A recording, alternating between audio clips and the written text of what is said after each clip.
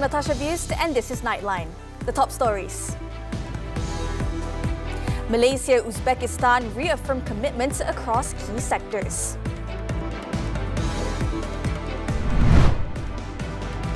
And Malaysia joins Islamic nations in rejecting Trump's Gaza takeover plan.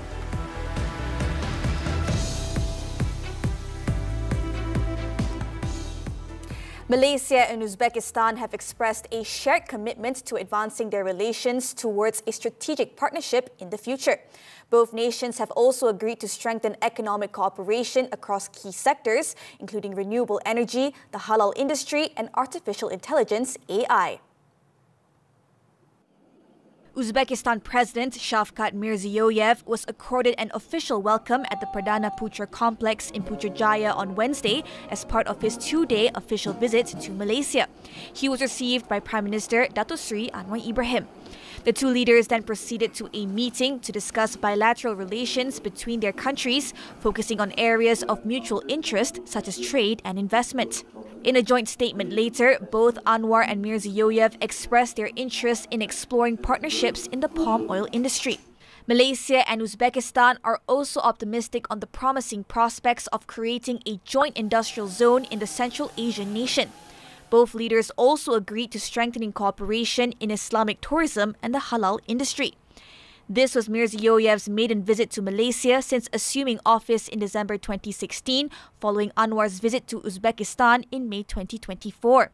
Last year, Uzbekistan was Malaysia's second largest trading partner among Central Asian countries, with total trade amounting to 369.8 million ringgit. Meanwhile, following their bilateral meeting, Anwar and Mirziyoyev proceeded to the Sri Perdana complex, where they witnessed the exchange of 3 memoranda of understanding (MOUs) on cooperation in health, forensic science and culture, along with exchanges of notes in higher education, diplomatic training, halal certification and customs. The Prime Minister also hosted an official luncheon in honor of the visiting Uzbek president. Also present were Deputy Prime Minister Datuk Seri Fadilah Yusof, Higher Education Minister Datuk Seri Zamri Abdul Kadir, and Plantation and Commodities Minister Datuk Seri Johari Abdul Ghani. On another matter, Anwar on Wednesday stressed that Malaysia's stance on Gaza remains aligned with other Islamic nations. This follows United States President Donald Trump's surprising remark that the U.S. plans to take over and develop the war-ravaged Gaza Strip after Palestinians are resettled elsewhere. US akan ambil alih Palestin.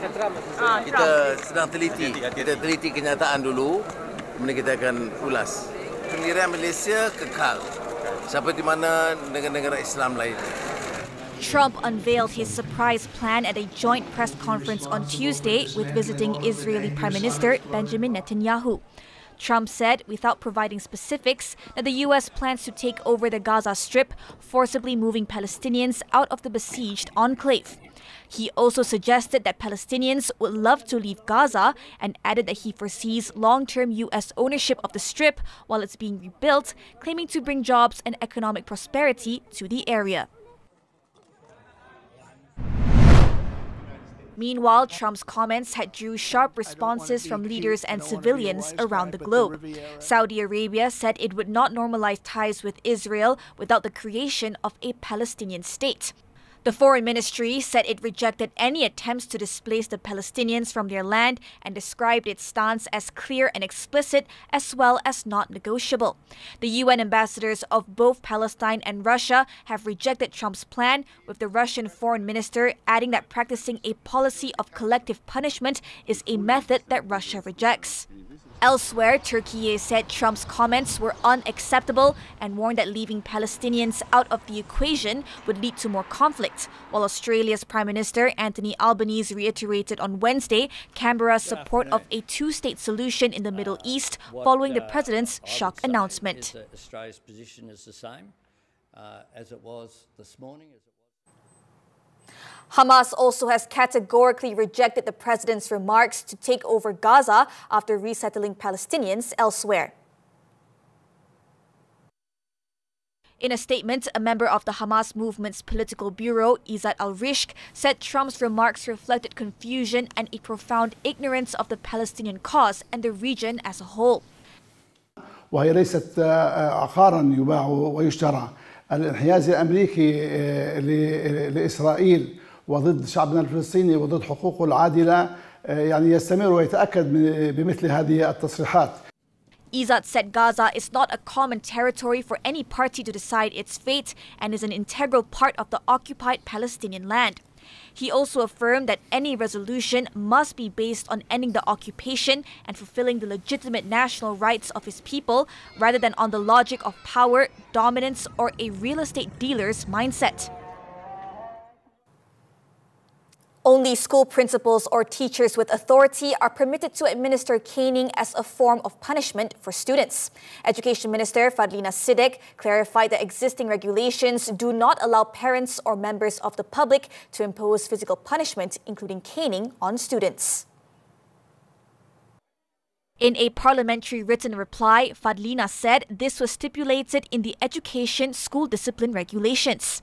She also said canings cannot be carried out in public or during school assemblies as outlined in a 2003 circular. The circular also forbids the caning of girls. Fadlina added that caning can be administered for serious offences, including bullying. However, the punishment is not aimed at causing pain, but to instill discipline in students for them to understand the implications of their actions. The Cabinet has, in principle, approved the Human Resources Ministry's plan to implement the proposed Non-Occupational Accident Scheme, SKBBK. Deputy Human Resources Minister Datuk Sri Abdul Rahman Muhammad said the scheme will also extend coverage to gig and self-employed workers. Abdul Rahman told the Dewan Rakyat on Wednesday that the SKBBK will provide 24/7 protection for eligible workers throughout their employment period. It will cover accidents that do not arise from or occur during the course of work and are not directly related to employment. Ini kerana risiko kemalangan yang tidak berlaku di pejabat serta waktu kerja seperti kelaziman. Secara prinsipnya, mesyuarat Kabinet telah bersetuju agar Kesuma melaksanakan SKBBK. He also said that the scheme serves as a social protection mechanism to address risks both during and outside working hours, especially for workers engaged in remote work, flexible schedules, and gig employment. To ensure the effective implementation of this scheme, the ministry, through the Social Security Organization, Perkeso, has conducted consultation sessions with stakeholders to gather feedback before the proposed legislation is tabled in Parliament this year.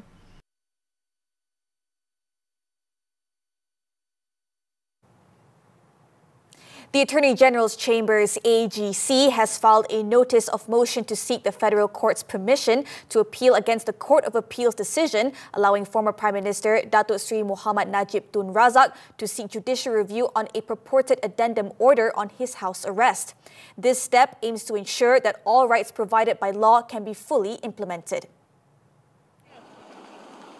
In a statement on Wednesday, the AGC said the decision to file the motion was based on several premises, including contradictions in the interpretation of the law. This includes a contradiction in views between the High Court's decision and the majority and minority judgments in the Court of Appeal. The matter raises the need for certainty and clear legal guidance from the federal court. Another crucial factor is the importance of legal issues under the federal constitution, which involve significant legal questions with public interest that should be heard and decided by the country's highest court. On January 6, a 3-judge panel in the Court of Appeal in a split decision allowed Najib to initiate a judicial review action to review the existence of an addendum order issued by the former Yang di-Pertuan Agong, allowing him to serve the remainder of his prison sentence under house arrest. Najib is currently serving a 6-year prison sentence after being convicted of misappropriating 42 million ringgit from SRC International Sdn Bhd. 8 individuals, including a Vietnamese woman, have been remanded to assist in an investigation into a corruption case involving the monopoly of government-awarded projects in Sarawak. They were remanded for periods ranging from 1 to 5 days at several magistrates' courts in the state, starting from Wednesday. In Kuching, Magistrate Sharifa Atima Azura Wan Ali ordered the woman and 3 businessmen to be remanded for 5 days until February 10th. The 4 suspects are aged between their 20s and 50s.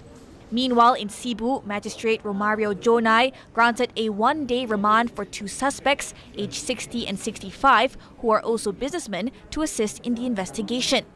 In Miri, Magistrate Sandy Yvette Freddy approved a 4-day remand for a government department civil engineer and a company manager to facilitate the same investigation. During a recent operation, the Malaysian Anti-Corruption Commission also seized an apartment, vehicles and other items believed to be linked to the case. According to sources, the project monopoly is believed to have been ongoing since 2006, with contractors allegedly allowing the use of their licenses in exchange for commissions of up to 10% of the project's value.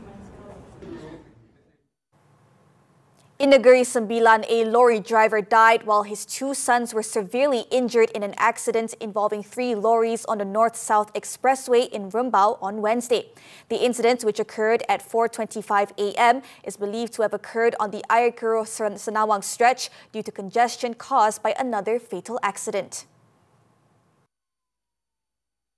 Rumbau District Police Chief Superintendent Shaikh Abdul Kahar Shaikh Mohammed said a lorry crashed into the rear of another lorry that had slowed down in the left lane due to traffic congestion. A 3rd lorry was unable to stop in time and collided with both lorries. The crash resulted in the 2nd lorry being sandwiched between the 2 other vehicles.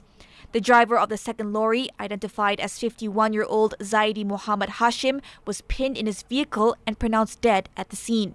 His 2 children, 16-year-old Adlin Putra and 14-year-old Azrin Putra, who were passengers in the lorry, sustained serious head injuries and were sent to the Rumbau Hospital for treatment. The cause of the accident is being investigated under the Road Transport Act.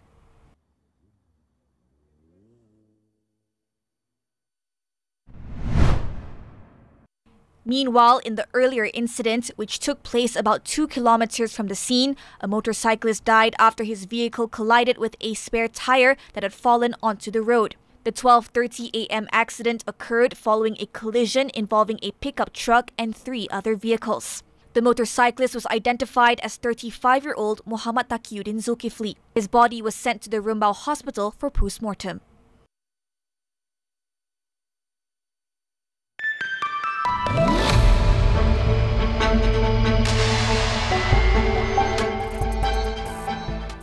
Khazanah Nasional Berhad recorded 5.1 billion ringgit profit from operations in 2024.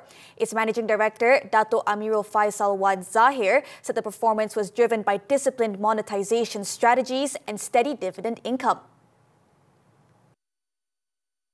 Investor confidence back into the country and money coming back. Right? Now, what's underpinning this? What's underpinning that in confidence that we see in the economy, and this is actually quite helpful because it actually helps us sustain that strong momentum into 2025. Khazanah's investment also grew by 22.2% in 2024, with net asset value increasing by 18.8 billion ringgit to 103.6 billion ringgit compared to the 84.8 billion ringgit recorded in the previous year. The Sovereign Wealth Fund also announced a 1 billion ringgit dividend for 2024 to the government, bringing the total dividends paid since 2004 to 19.1 billion ringgit. How will Malaysia's leadership in 2025 redefine ASEAN's global role? In what ways can Malaysia strengthen ASEAN's unity and progress? What bold actions can Malaysia take to drive ASEAN's growth and influence? Muhammad Ahmad Hamdan speaks with Tan Sri Dr. Munir Majid only on Money Matters this Saturday at 5 p.m. on TV3 and stream on Tonton.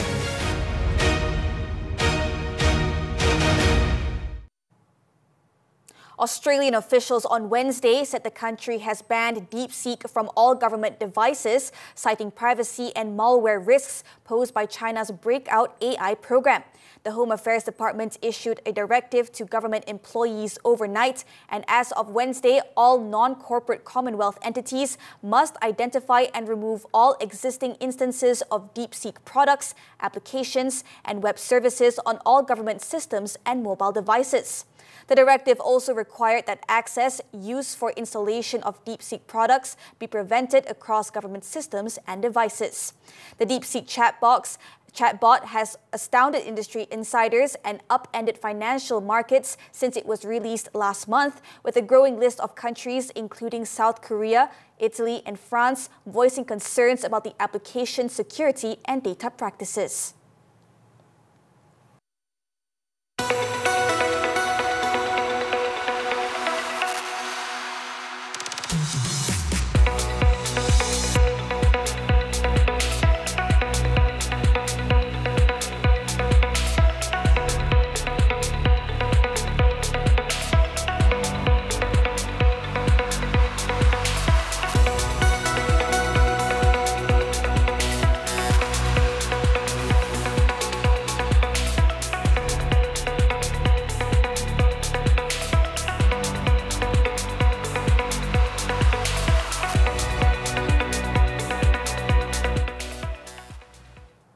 Stray animals, particularly cats and dogs, are a common sight in Malaysia, frequently seen roaming the streets in both urban and suburban areas.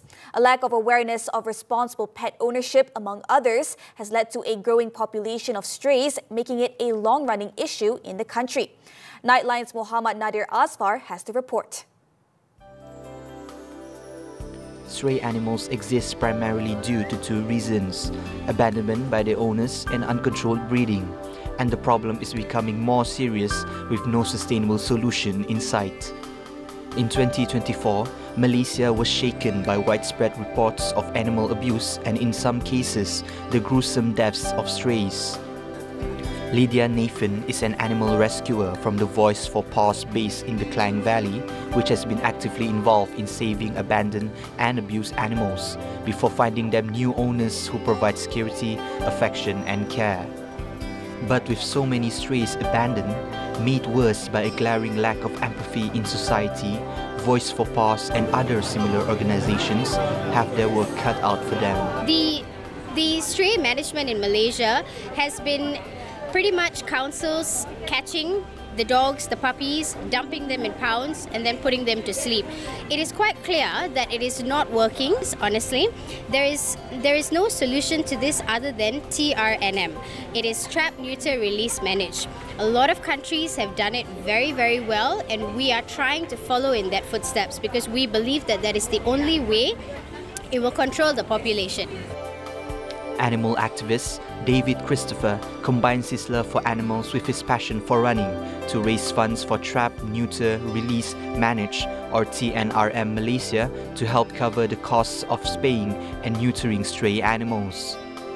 This seasoned runner has been training hard for a grueling 400-kilometer ultramarathon which flags off at an Orang Asli settlement in Gombak on February 18th. And there's no cause closer to my heart than animal welfare. Especially stray dogs, stray cats. So I thought I could combine it this time. It was like things were aligning very well.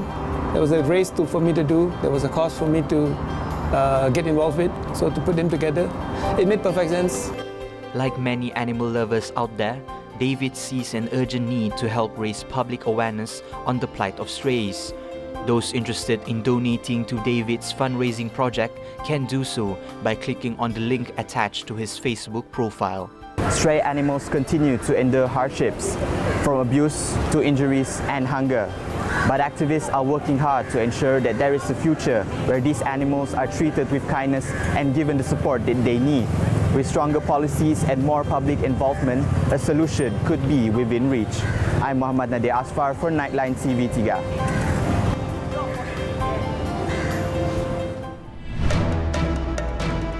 Undav's goal seals Stuttgart's semi-final spot. Sports action from the German Cup after this breather. Kalau semua ejen dah pakai Iris, Mata perlukan saya lagi ke? Kenapa semangat sangat nak kejar aku sampai sini? Semua rimau aku serang. Aku masih boleh tendang. Kalau nampak jangan-jangan. Kalau kacau pendang kami nanti dengar gendang perang. Lepas lawan yang di sini lawan yang sebelah. Kita jaga kita.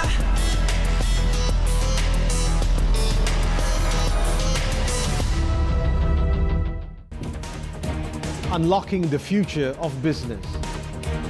From industry evolutions to policy changes, we go beyond the headlines. Deep insights, sharp analysis.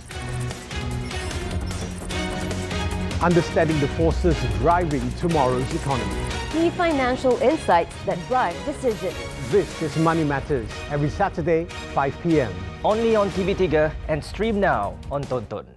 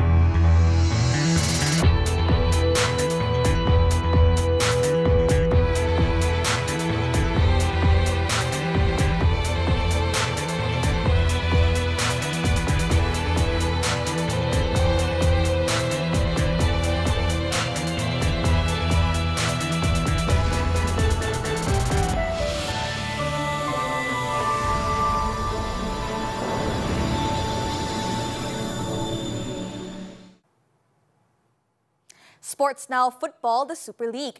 Johor Darul Tazim JDT FC extended their lead after thrashing PDRM FC 4-0 on Wednesday night. At the Sultan Ibrahim Stadium, Jorge Obregon put the hosts ahead 14 minutes into the game before Corbin Ong extended their advantage just before the interval. The Southern Tigers asserted their dominance by adding their third goal through Hesse in the 55th minute, with Romel Morales putting the result beyond doubt 2 minutes before the final whistle, securing a comfortable 4-0 win. The win sees JDT remaining top of the table with 55 points, while PDRM FC sits in 7th with 21 points.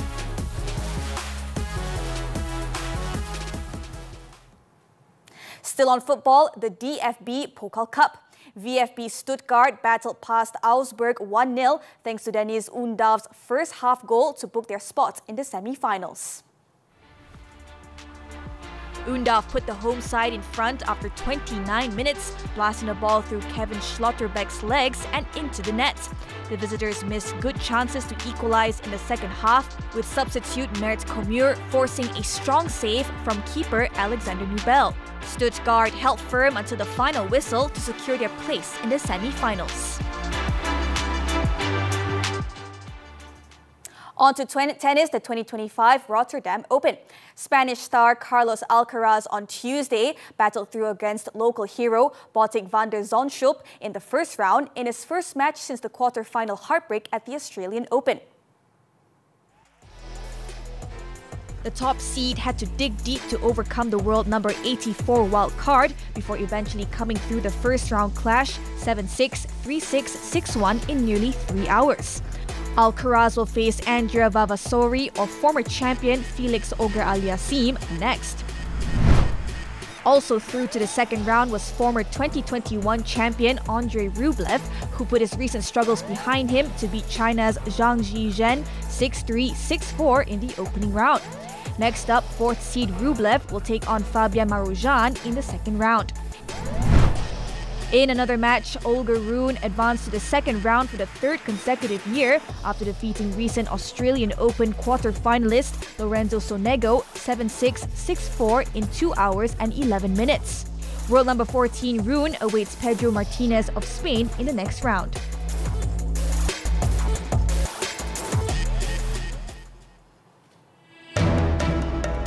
Death toll in Sweden shooting rises to 11. The details when Nightline returns. Kata-kata Fahrin disebabkan rasa sayang kita kuatkan diri untuk memberikan yang terbaik. Memaksa diri atau keadaan yang membuat kita terpaksa. Menu Thailand banyak yang kreatif dan sedap. Kami bawakan Selasa nanti. Hilang ingatan selepas melahirkan anak. Inspirasi kisah kasih ibu. Perceraian jangan sehingga mengganggu emosi anak-anak. Perebutan hadanah sebaiknya dielakkan. Setiap permulaan ada pengakhirannya. Sri Pentas bakal meninggalkan 1000 kenangan. Semuanya di WHI TV3. Stream sekarang ditonton. Wanita hari ini.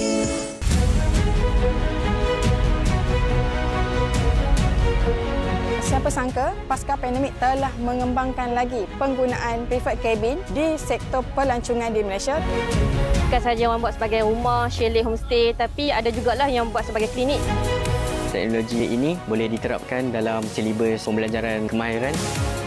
Majalah 3 Kapsul, Sabtu 10 malam di TV3 dan stream sekarang melalui Tonton. Unlocking the future of business. From industry evolutions to policy changes, we go beyond the headlines. Deep insights, sharp analysis. Understanding the forces driving tomorrow's economy. Key financial insights that drive decisions. This is Money Matters, every Saturday, 5 p.m. Only on TV3 and stream now on Tonton. Rasai vibrasi nada rasa 10 finalis anugerah juara lagu 39 dengan mendapatkan tiket di www.wowtix.com.my atau imbas kod QR berikut. Kalau takut sold out, beli tiket sekarang. Hidupkan nada rasa di malam anugerah juara lagu 39 secara langsung di Axiata Arena Ahad 16 Februari 9 malam, eksklusif di TV3 dan stream juga melalui Tonton. Terangkat rasa. Swedish police on Wednesday said a mass shooting at an adult educational facility was the deadliest such incident in the country's history, with 11 people killed, including the alleged shooter. The shooting occurred at the Risbergska Skolan complex in Örebro on Tuesday, with police issuing an alert that the school was under threat of deadly violence. According to authorities, however, there was currently no information to indicate that the perpetrator acted based on ideological motives. Officials initially said that a handful of people had been shot without saying whether any had been killed. Then in an update close to midnight, police said 10 people and the alleged shooter had been shot. The ages and identities of the dead and injured have not been released, and as of 7 a.m. on Wednesday, 6 people were still being treated in a local hospital. However, the number of those injured remains unclear.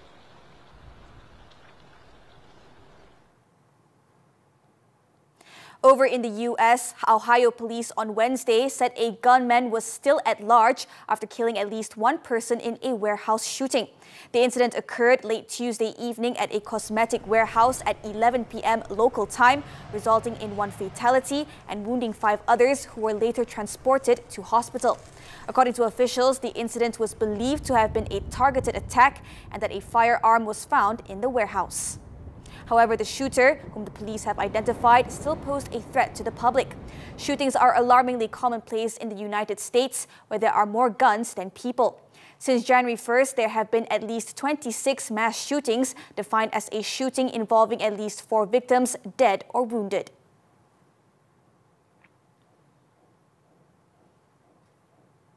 Thailand has officially cut off electricity, fuel supply and internet services to 5 areas along the Myanmar border on Wednesday, aiming to crack down on scam gangs that have reportedly ensnared vast numbers of people.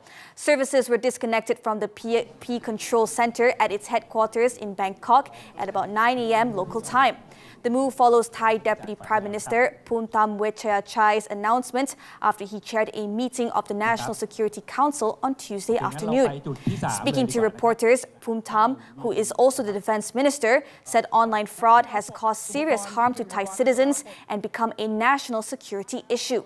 The Thai government's investigation found that these 5 connection points are linked to online scam activities.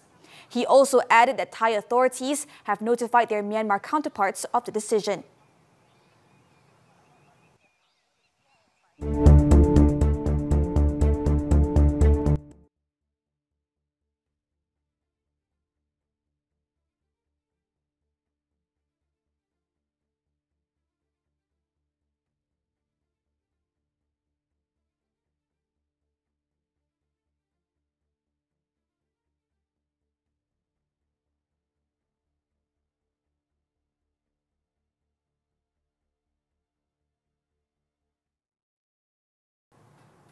And that concludes Nightline this time around. Before we leave, let's take a look at Dubai's newest attraction, the Bustronomy, a double-decker bus that drives through the city, offering an experience that feeds the eyes as much as the palate. With that, I'm Natasha. Thank you for watching and stay safe.